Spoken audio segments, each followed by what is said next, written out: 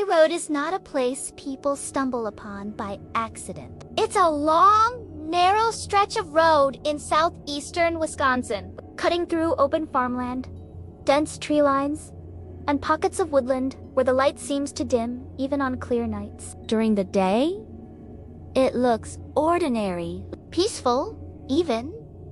Cornfields, fences, a few scattered farmhouses. But when the sun goes down, Bray Road becomes something else. For decades, drivers have reported seeing a creature hear something tall, massive, and unmistakably not human. A shape that stands upright on two legs, a body covered in coarse, dark hair, eyes that reflect headlights like those of a predator, and a face that witnesses struggle to describe without hesitation. Because the moment they do, they realize how impossible it sounds. This is not a medieval legend. This is not a centuries-old folktale. These sightings happened in the late 20th century, some in the 1980s, many in the 1990s, reported by ordinary people, farmers, police officers, teenagers driving home late at night, mothers with children in the back seat. They all describe the same thing.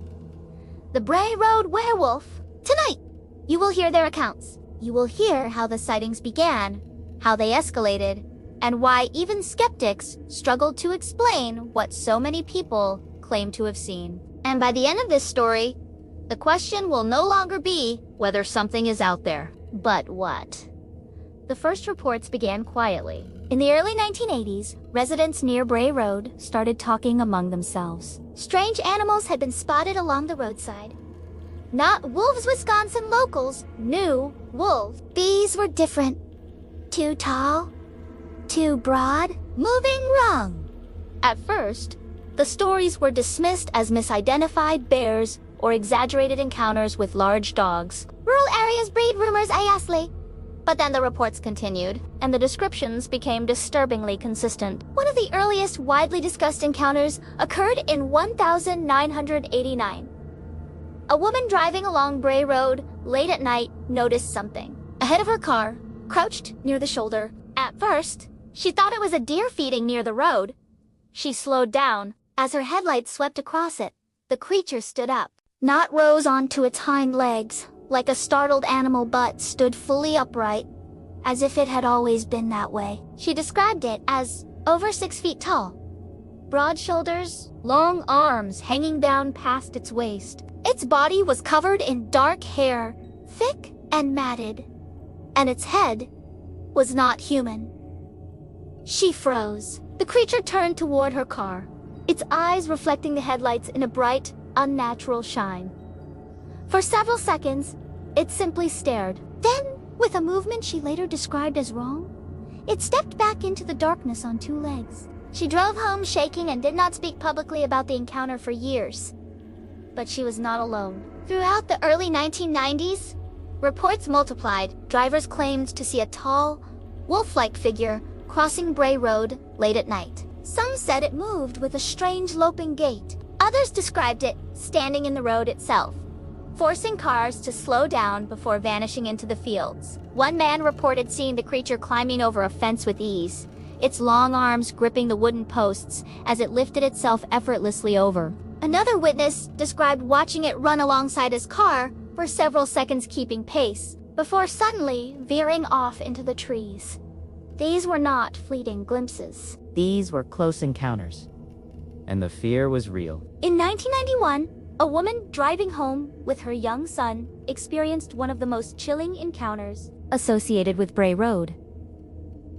As she traveled down the road late at night, her headlights caught something massive standing just beyond the edge of the pavement. It was upright, motionless, watching. She slowed instinctively, afraid she might hit it. As the car approached, the creature stepped forward into the light. She later described its face as wolf-like, but distorted its muzzle shorter than a wolf's. Its eyes set forward like a human's. Its mouth was slightly open, revealing teeth that looked far too large. Her son screamed. The creature did not charge. It did not flee. It watched them. Only when she slammed on the accelerator did it move, stepping backward, almost casually, into the darkness. That night, she called the police. And she was not the only one. Law enforcement in the area began receiving strange calls, reports of a large animal, a wolf walking on two legs, a hairy man near the road. Officers investigated but found no tracks that made sense. No signs of a known animal large enough to match the descriptions, and no evidence of hoaxes. Skeptics suggested bears, but bears do not linger upright for long periods. Bears do not run alongside cars. Bears do not climb fences with ease. And most importantly, bears do not have forward-facing eyes that witnesses consistently described as intelligent and aware. As the sightings increased, a journalist named Linda Godfrey took interest. Godfrey was a reporter for a local newspaper, initially assigned to write a short piece on the strange animal reports. She expected a curiosity story, a human interest article. What she found instead would define her career. As she interviewed witnesses, she noticed something unsettling. They were calm, sincere, reluctant to talk. Many were embarrassed. None sought attention. Their stories matched. Details repeated across interviews: height, posture, eyes, movement, location. Godfrey became convinced that something unusual was happening. She began documenting the encounters in depth, treating them not as folklore but as eyewitness testimony. Her articles drew national attention, and with that attention came more witnesses. People who had stayed silent for years began to speak, and the picture grew darker. One of the most disturbing accounts came from a man who claimed he nearly hit the creature with his car. Driving along Bray Road at night, he saw something step into the road directly in front of him. He slammed on the brakes. The creature stood in his headlights, fully illuminated. He estimated it was over 7 feet tall. Its body was muscular, its chest broad, its arms thick and powerful. Dark hair covered its torso and limbs, but its face was clearly visible. He described it as a cross between a wolf and a human, with a pronounced brow, long snout, and piercing eyes. For several seconds, neither moved. Then the creature turned its head slowly and looked directly at him.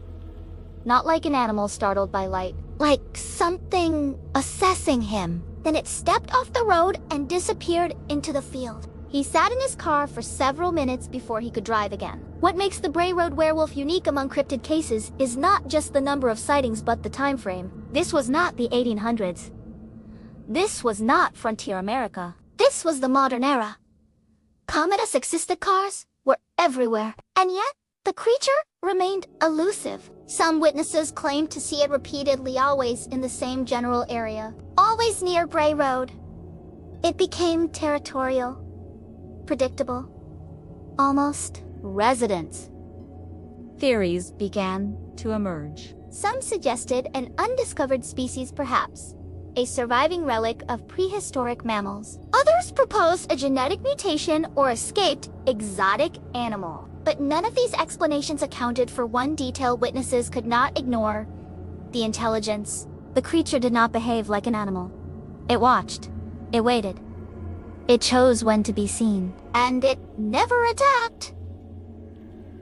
More disturbing theories followed. Some believed the Bray Road Werewolf was a shapeshifter, being capable of shifting between human and animal form, a modern manifestation of ancient werewolf legends. Others suggested something darker, an interdimensional entity, appearing where conditions allowed. Bray Road, after all, sits near areas long associated with strange phenomena. Native American legends spoke of spirit beings in the region, creatures that walked between worlds. And then there were those who believed it was human. Not metaphorically, literally. A man who could become something else. One witness claimed to see the creature crouch beside the road, tearing into what appeared to be roadkill with its hands. When the headlights struck it, the creature looked tepid, mouth stained dark. It did not flee. It stood and watched the car pass. The witness later said the eyes were the worst part. Not wild, not confused, aware. By the mid-1990s, sightings began to decline. No final confrontation, no capture, no body. The creature simply faded. Some believe it moved on. Others believe it learned to avoid attention, or worse, that it is still there, watching from the tree line, waiting for headlights to pass. Today, Bray Road remains quiet. Drivers still travel it at night. Locals still avoid stopping along it after dark. And those who know the stories glance into the fields just a little longer than necessary. Because legends do not need to be ancient to be real, and monsters do not need to be proven to be feared. Sometimes, all it takes is one road, one night, and one pair of eyes staring back at you from the dark. If you ever find yourself driving down Bray Road after sunset, slow down. Watch the shoulders. Watch the tree line. And if something tall steps into your headlights, do not stop. Just keep driving. Because some legends are not stories. They are warnings. Thanks for watching. If you enjoyed this story, be sure to like and subscribe for more mysteries from the shadows. See you next time.